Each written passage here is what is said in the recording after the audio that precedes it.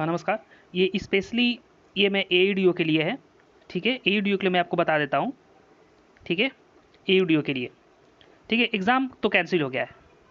ठीक है, AEDO का एग्ज़ाम कैंसिल हो गया है। अब व्हाट नेक्स्ट, अब आगे क्या करना है, अब आगे क्या करें। देखो भाई, AEDO का एग्ज़ाम जिन्होंने दिया है, अब तो एक तो पता चल हो गया कि इसका जो स्टैंडर्ड है क्वेश्चंस का, वो वेल नोन स्टैंडर्ड है, अच्छा ट्रेंड है उसका। मुझे तो लगता है BPSC से भी टफ क्वेश्चन है, टफ क्वेश्चन रहा है। लेकिन आगे क्या करें, आगे देखो आपके पास दो रास्ता है। ठीक है, पहला चीज़ मैं आपको ये कहूँगा कि दो चीज़ें, एक तो GS में फोकस करना है और एक मैथ में। ठीक है, आप जितने भी कैप्सूल्स ले रहे हो, कैप्सूल ये बोल रहा हूँ कि जो भी कोचिंग मटेरियल ले रहे हो भाई, कोचिंग मटेरियल को नो बोलो, आपका कोचिंग मटेरियल काम देने वाला नहीं है। ठीक है, GS को अभी टाइम है आपको स्ट्रॉन्ग करने के लिए, तो GS के लिए क्या करो मैं आपको बता देता हूँ।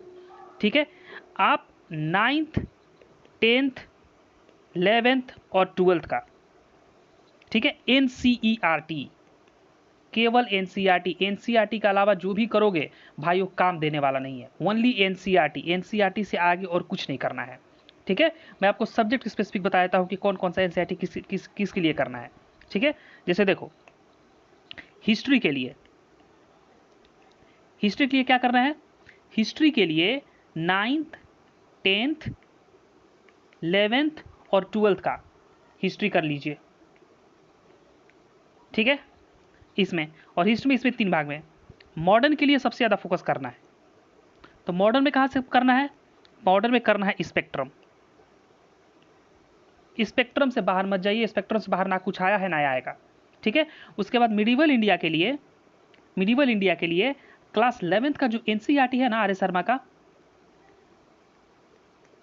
सतीश चंद्र का, सॉरी, जो सतीश चंद्र का NCERT है क्लास 11th का, उसको आप कर लीजिए।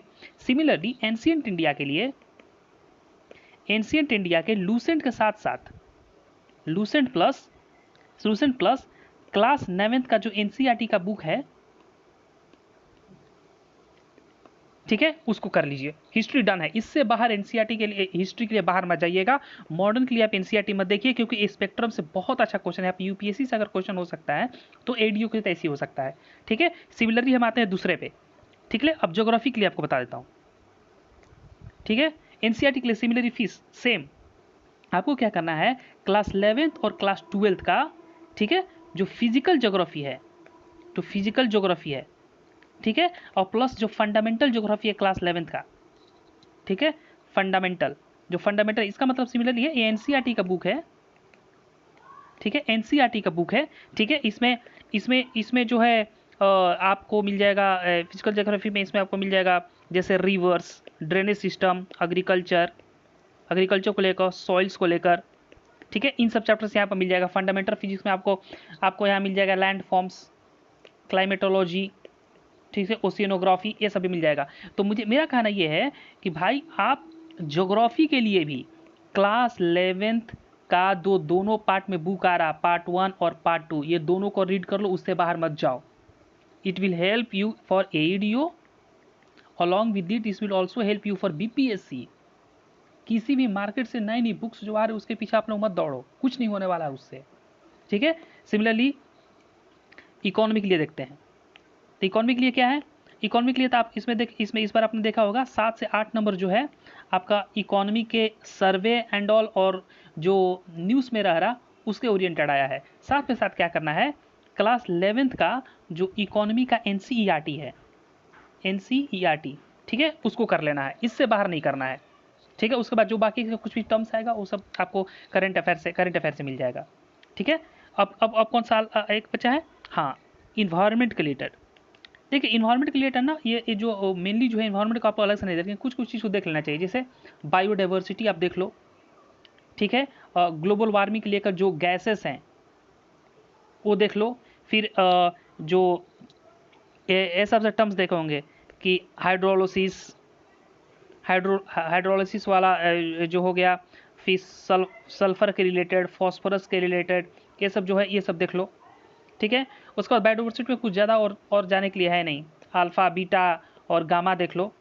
ठीक है, और ग्लोबल ग्रीन हाउस गैसेस जो है उनको देख लो। ठीक है, ग्लोबल वार्मिंग के बारे में देख लो। उसके बाद इससे ज़्यादा और इन्वायरमेंट के लिए आपको पढ़ने की जरूरत भी नहीं है। ठीक है, तो इसका मतलब मैंने आपको ये बता दिया कि आपको करना क्या है। आपको करना ये है कि हिस्ट्री के लिए तो 3 मैंने बता दिया, एक मॉडर्न, मिडीवल और एंशिएंट। ठीक है, मॉडर्न के लिए तो मैंने स्पेक्ट्रम बता दिया और ये दोनों के लिए एनसीईआरटी बता दिया है। भाई लूसेंट के पीछे ज़्यादा मत भाड़ो, लूसेंट से आपसे होने वाला नहीं है। आपको दरोगा की तैयारी करना है, बिहार पुलिस की तैयारी करना है तो आप लूसेंट पढ़ो। यहाँ पर जो भी कॉम्पिटेटिव एग्जाम है ऊपर से फेस 1 होगा, फेस 1 के साथ फेस 2 भी होने वाला है। Your lucent will not work, it is not going to work. ठीक है, इसके बाद आपको ज्योग्राफी को मैंने बता ही दिया है कि ज्योग्राफी लिए क्या करना है। क्लास 11th का जो एनसीईआरटी है पार्ट 1 पार्ट 2 दोनों को कर लो, इससे बाहर नहीं जाना है। सिमिलरली मैंने इकोनॉमी के लिए भी बता दिया। ठीक है, इकोनॉमी के लिए एनसीईआरटी। ठीक है, अब जहाँ तक बात है करेंट अफेयर का, जो करेंट अफेयर का है तो करेंट अफेयर के लिए आप लोग ये करो यार, मैगजीन तो चलो ठीक है, कोई भी एक मैगजीन आप पढ़ते हो और उसको पढ़ना भी चाहिए, लेकिन साथ में क्या करना है ना कि डेली न्यूज़पेपर पढ़ो। डेली न्यूज़पेपर करने से क्या होगा, आपका जो वोकैब है ना वो भी स्ट्रांग होगा। ठीक है, आपको अवेयरनेस होगी कि आपको पता चलेगा कौन क्या हो रहा है क्या नहीं हो रहा। आप मैगजीन आप बताओ, 1 साल का मैगजीन डायरेक्ट एक बुक मिलाकर रख देगा तो that is a chance that you not be able to revise all those things.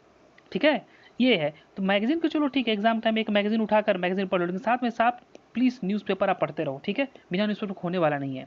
Newspaper से आपका अवेयरनेस होगा, एक सॉर्ट ऑफ एक माइंड फ्रेम होगा कि हाँ कैसे हो रहा क्या नहीं हो रहा क्या नहीं हो रहा। ठीक है, और ये हो गया। ठीक है, मैगजीन आप कोई भी ले सकते हो, एडिटोरिया बहुत लोग एडिटोरिया पढ़ते हैं, कोई दृष्टि भी पढ़ते हैं। ठीक है, कोई भी ले सकते हो, कोई भी एक मैगजीन और या फिर स्पीडी, कोई भी एक पढ़ लो, वो काफ़ी है। ठीक है, और इसमें तो कुछ है नहीं। और जहाँ तक बात अभी अभी एग्ज़ाम का है तो एग्ज़ाम तो मुझे लगता है कि अभी एग्ज़ाम तो एईडीओ का एग्ज़ाम अगर मैं आपको बताऊँ तो अभी जो थोड़ा थोड़ा बहुत आवा चलो, मुझे लग रहा है कि जो बीपीएससी का एग्ज़ाम होने वाला है, ठीक है, जुलाई में, जुलाई 26 को बीपीएससी का एग्ज़ाम है।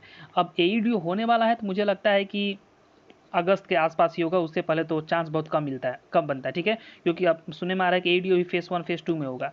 ठीक है, जब फेस 1 फेस 2 में होगा तो इसके नियमावली में बदलना पड़ेगा, फिर सॉर्ट ऑफ सिलेक्शन होगा कि क्या क्या करना है क्या नहीं करना है। अब क्या हिंदी और इंग्लिश जो पेपर 1 में लिया जा रहा, फेस 1 में लिया जा रहा, क्या वो फेस 2 में आएगा कि नहीं, तो बहुत सारे रहते, मतलब समझ लो कि it is all together delay. ठीक है, और आगे आप क्या करो, अपने बेस को मजबूत करो।